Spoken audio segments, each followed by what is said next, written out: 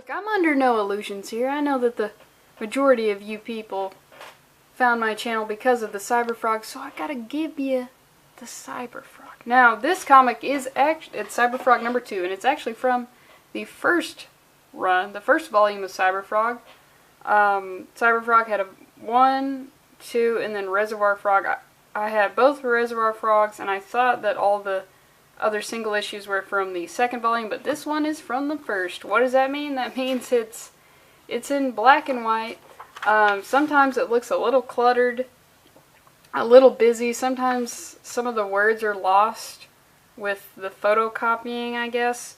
But you know, if you're willing to power through it, so am I. This comic is it's pretty wild. We learned a lot of stuff about Cyberfrog. I mean, Reservoir Frog, we learned his real name. We learned what his mom looks like, but this has some more of the nuances of Cyberfrog. So let's just get into it, because I know that's what you people want. Okay, so we start off and we see some of these people. I think it might look better on camera. We see that this guy's name is Anaconda. I wonder why that is. So they're waiting on Cyberfrog because these guys are in the gang Traffic. Traffic is EVS's New York gang that has run-ins with Cyberfrog, and also the Swarm. They're his gang, okay? Traffic is his gang, and he's, Ethan Van Sciver is the kingpin of the New York City crime family known as Traffic. Print that, and let's see what happens. So they're waiting for him because he keeps making Traffic look like a damn fool, and he's gonna drop him cold. And apparently they've been waiting for a while, but you know what, this guy Anaconda, he feels it in his gut. Which, do snakes have a lot of guts? Probably, I don't know. And he's like, I'm feeling my gut. Boss, do you hear something? And we see Cyberfrog has used a grappling hook to grapple this gentleman. And I gotta tell you, having a grappling hook, I think it might be the ultimate sign of success. I mean, that's how you know you made it. I don't have a grappling hook right now. Hopefully one day I'll have the privilege of owning one. So we see, oh god, and then we get some sweet ass Cyberfrog internal dialogue. Look at this guy, he's in pain. The secret of the proper usage of a grappling meat hook is to catch your victim in the upper abdomen, pull taut, and then yank swiftly to grasp the rib cage, following which you can reel your catch up with ease, if you can bench 1.5 tons like I can. So, we learned that Cyberfrog, he's crafty. He's fucking crafty as hell. He'll use meat hooks, and he'll treat you like a piece of cattle. Piece of cattle? I don't think that's a thing people say. My bad. I'm getting swept up in the storytelling. We also learned that Cyberfrog, he can bench 3,000 pounds. I would not have guessed that based on his wiry frame, but he can. He just lifts Anaconda up. I mean, God, can you imagine if this was color? This would look so great. And he says, hi there. That's right. Twice with the chain trick. Let me guess. I be trifling, yo. And this is his third warning. I mean, Traffic, you gotta stop being all Traffic-like. Come on. So he makes fun of their name a little bit. And this guy, he's like, look, you don't know what it's like, man. You don't know how it is on the street. Cyberfrog, he's an alien. He doesn't know how it is on the street. And he's willing to listen to other people. Then you can tell me when you get there. And he drops his ass. He drops his ass. But I think the coolest thing about this panel is our boy I mean, it's obviously, if Cyberfrog is in the panel, he's going to be the coolest thing about it. But we see here, he dropped him. Like, if you're ever gonna, I don't know, push someone off a building or drop something dramatically, possibly the mic, and I know you want to drop it and then close it. But what Cyberfrog is teaching us here is you just want to keep a hand open.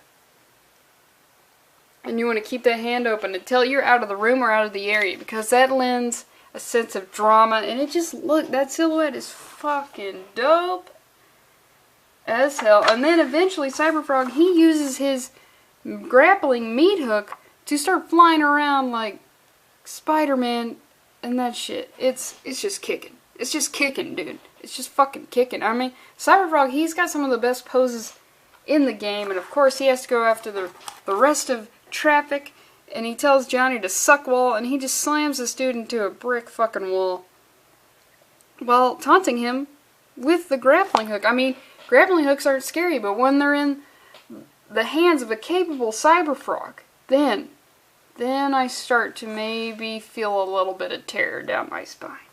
So he tells us about traffic. You know, he keeps running into these people.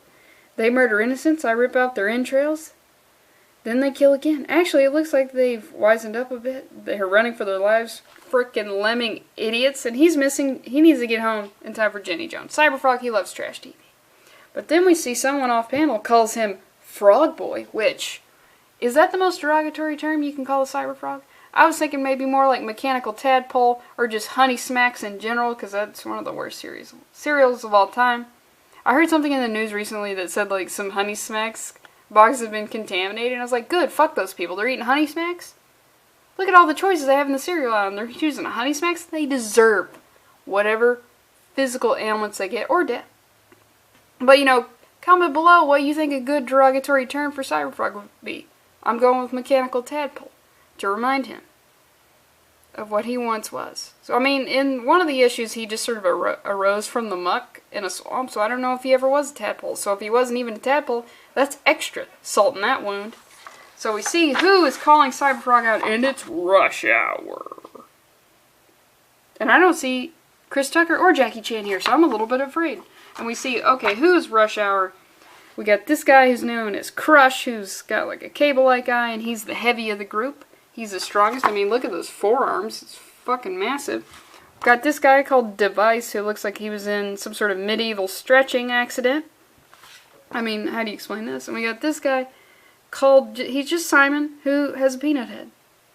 He's just got a peanut head. And, Cyberfrog, they start going to just having a little bit of a fight, and Cyberfrog, he's just like, this looks like the friggin' Gong Show. I'll give you the Gong Show. And Barge just starts throwing his fists around as you want. Cyberfrog, his eyes flames are getting wild. He doesn't have time for this. He's got to get home for TV. And so he starts, I thought that Flip was copyrighted, but you know what? They got two eyes, so maybe it isn't. So he starts flipping his tongue around, which is like, what? I haven't seen this before in a Cyberfrog comic. He's like, I want to wrap this up as quickly as possible. Let me tell you a little bit about my tongue. Ooh, Cyberfrog. Do I need to go change my panties? I feel like that's also something that Gene Simmons has said. Then that got me thinking, does Gene Simmons have the most famous tongue in all of history? Gene Simmons' tongue is unparalleled in its popularity. I don't know. So then we learn, like, look at this. He's got the brow of an Eastern European. I don't even have to come up with, like, an Eastern European butcher. No, they're just all rocking very prominent brows like that. We see this guy. I don't know why he's called Device. He has, like, little faces everywhere. I don't understand, really, what's going on with him. But let's find out about Cyberfrog's tongue. Apparently, he can stretch for miles and miles, just like our intestines, or that's what the mass media, the mainstream media wants us to believe about our intestines. I don't think they can stretch to the moon and back until the proper experiments have been done. So, what about his tongue? More importantly, though, is the fact that it implants tiny explosives. I would have never guessed that, and that shit's fucking cool. Tiny but powerful explosives with timers set to 15 seconds. After I've retracted my tongue, the best thing to do is split. So then we see he starts jumping off, but his turbo boost thrusters they're built in. It makes it easy for him to just get out of the way. And we see these guys, what? They realize this guy's head, Simon's head, gets even peanuttier than previously thought. And we see the walls come tumbling down. We get this cool imagine if this was in color, god damn it. A couple dozen tons of bricks should hold him for a while. He just gets out of there. So now, we know Cyberfrog, he can bench 3,000 pounds. His tongue plants tiny explosives.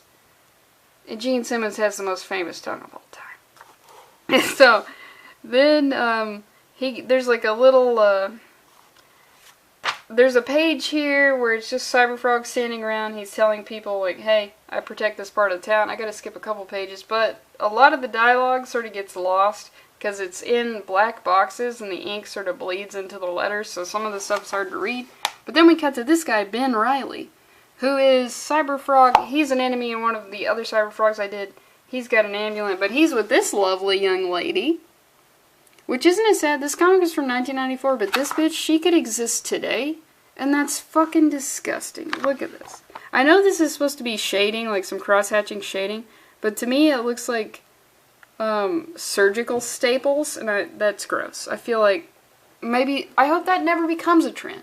Surgical staples, we just keep that in the operating room. We don't need that in real life, but she's got some weird shaved head thing going on. She's got the nose ring with the chain, very 90s. And Ben Riley, we're gonna find out what's going on with Ben here. So she wants to turn on the radio, and he's like, "I'll kill you, duh!" Which is, it's a little much here. So we see that they're on a date, and he's a little bit insane. And you know what? Now some of you keener readers, sounds weird, are probably asking themselves, I thought that Ben Riley had no friends. I thought Ben Riley was a social outcast. Maybe you're a bit of a social outcast. Maybe you're trying to figure out how to get a babe like that. A geek, as it were. Well, he is. Naturally, then you'll want to take the argument to a notch further. Then how come he's got on a date? Answer, all it takes is half a bottle of vodka and a game of truth or dare to find yourself on a date with Ben Riley. Ooh, so that's, if you're having trouble with the ladies, all you gotta do, get some vodka. I mean, I feel like that's a very popular idea. You should have already known that. And then truth or dare. Bitches love truth or dare. I'm a bitch, I can confirm that. We love it. And we see he starts going a little bit crazy. He's getting a little bit hungry. He could use a bite to eat. She's like, yeah, look at how beautiful this lady is. It's so gross that this still exists. I mean, we didn't have it for like a decade, but now it's back. Now it's back. Thank you, feminism. That I could go out right now and I could do this. I could achieve this look. And it would be very easy. So thank you, feminism, for letting me be capable of looking like this. So we see, oh look how convenient, a bite to eat next exit. Now this right here, this is obviously a trap. This is heading into a cannibalistic movie right here. A bite to eat, yeah, you're about to get fucking eat, about to get et. You know what I'm saying. So she starts walking around being like, where are we gonna eat? Which, bitch, okay, you deserve to die, especially with that nose ring, earring chain. You will contribute nothing to society. So what's going on with Ben Riley? I mean, is this just his natural look he's got going on here? What's going on here? He utters a silent, unholy prayer to an unholy god, Osiris, a demigod of new life. Also, a Riley family secret. He's got this medallion that's important to know. It was Ben's father who gave him the amulet. Oh, I'm sorry. Now I look like a fucking idiot. It's an amulet. The curse drove him insane. Ben is on the way to joining him. A chip off the old block. Now Ben Riley was in another Cyberfrog comic I did. I didn't realize that turning into a monster was a family affair. So this book is for families. And just like dear old dad, Ben tends to get hungry. And Ben has no problem eating on a date, so he starts ripping his flesh off, and this girl's like, what? She's perturbed, is the only way. He says, I just wanted you to know something. I'm not like other guys. Which, side note, don't ever say this to a woman. Or if you're gay, don't say this to another man. I'm not like other guys. Literally, everybody's like everybody. I'm sorry. We are not snowflakes. I know, that's why I'd never go out with you before. But come on, bitch. Also with the plaid, I cannot get down with plaid. And we see this right here, this double page vertical spread. Don't look at my keyboard. I don't know how many times I gotta tell you people, don't look at my goddamn keyboard. We see she's very frightened. Ben Riley turns it, he's different. He turns it into this thing, he's ripping his flesh off, but then she can see it now. But who is this? Who is this gentleman? In a previous panel, I skipped it, but it says, you know, when it does like an asterisk, it says, look for Al Stewart. Who is Al Stewart? Al Stewart is the executive director, and it says be on the lookout for Al Stewart. I think I found you, Al. You're in the middle of this you're above the fold on this 2-page spread. Ethan Van Sciver, he's doing shit for jokes, so when Blood Honey comes out, I'm going to be combing the backgrounds looking for shit. But this looks very cool. She looks, yeah, what is that?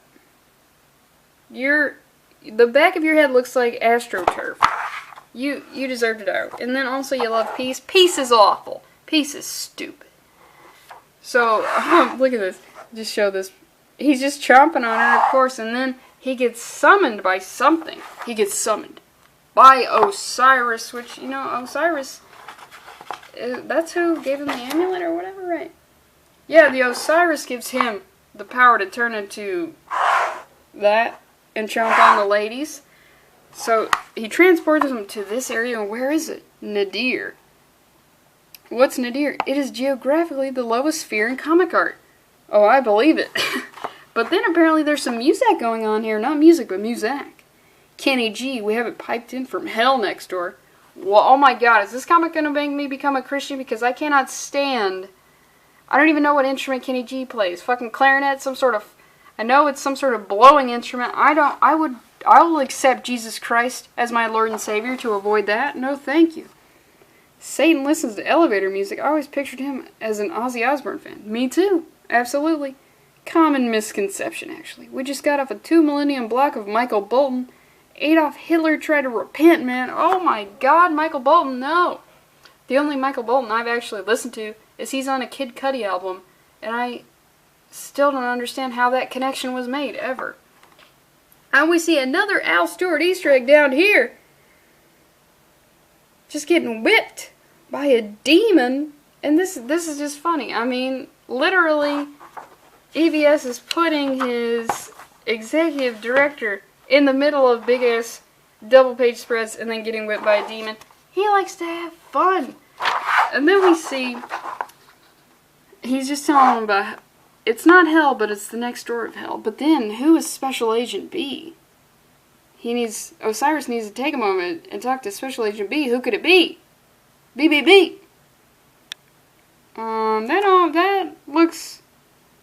That's Barney. That is, okay, Special Agent B.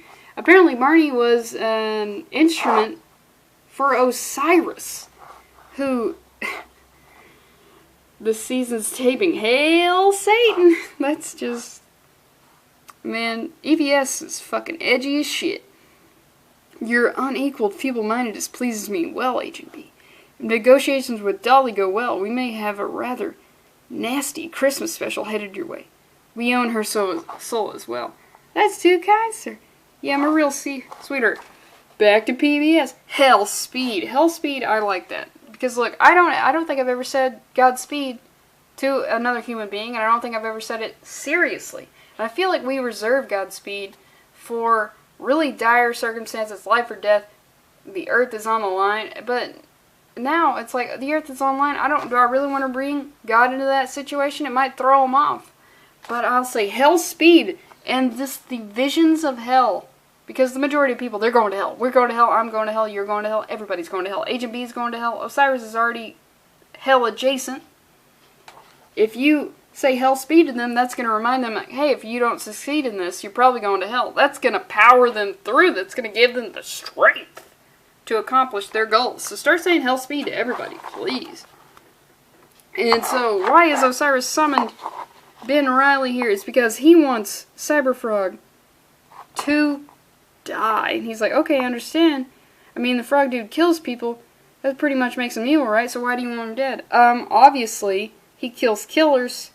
And, you know, I happen to like killers. Osiris likes killers. So then we see, I'll just show this panel of it. Because, whatever. It's a comic from '94. I don't think I'm going to get copyright strikes from it, but whatever. So, Cyberfrog, he's on top of a rooftop. He's playing the name game. He's going through a phone book, and he's going like, banana, fana, but with names. And we see Ben Reilly. He's doing a Nathan Drake style attack. I mean, I just finished playing Uncharted 4. I'm going to be making these Nathan Drake references, and you can like it, and yeah. So, he's coming at him like Nathan Drake, stealth jump, but he ruins it by announcing his presence. This is the last face you'll ever see. Prepare to die. Did you hear me? Yeah. Last face, just give me a minute, okay? Cyberfrog! You can't You cannot intimidate this man. And we get this dope-looking panel. I mean, again, what if it was in color? So Ben Reilly, he's got his wings out. He's holding on to Cyberfrog's immaculate belt thing that he has. I don't know, cummerbund? Is it a cummerbund? And he's still holding on to that phone book playing his game. No, I think we'll start now. I know who you are, monster. Saw what you did at the convenience store. What a hero. It's people like you who make me look like the bad guy. I think it might be ingesting teenagers that makes you look a little bit bad. Possibly, and also maybe that crop top you're wearing. Well, I'm sick of it. Even if I wasn't commissioned by the Dark Lord's next door neighbor, I'll still kill you on principle. And Cyberfrog, he's still playing his game. And then eventually he loses that phone book, and he can't believe it. He starts making barbs at Ben, and Ben starts transforming fully into his whatever creature he is. And that looks like it's from a horror comic. That shit is fucking dope. And he drops Cyberfrog as his skin is sort of melting because he rips his skin and the monster emerges, which I don't know the biology of that. Is he just walking around with skin stem cells and he just smothers them on his face when he wants to cease being the monster? I don't know. These are the questions that EVS hasn't answered yet. Why won't he answer them? So we see he drops Cyberfrog. Cyberfrog just starts rocketing towards the earth, and you know what? He's in trouble because his boot thrusters, they only work, if it could focus so I can read this, they only work when he's got a flat surface directly beneath him. And then we cut to this guy. It's like, who is this? Why is this guy important? He's been given another chance. My whole life has been full of regrets and misery, but now Jacob Drake can become the hero he was always meant to be. No more suicide attempts, no more whining about dead girlfriends. Being the offspring of an angel requires a bit more nerve. And a lot of nerve is what made me deadbolt in the first place. New attitude, new outlook, new everything, girl. Get it! Get it, Jacob Drake. Ooh, there's that Drake. Nathan Drake, Jacob Drake, everybody's Drake here. I wonder if I can get my series back. No matter... Deadbolt is whoosh, thoom. Of course, Cyberfrog lands directly on him, and he doesn't care. It's not his blood. It's not his blood. Fucking sweet.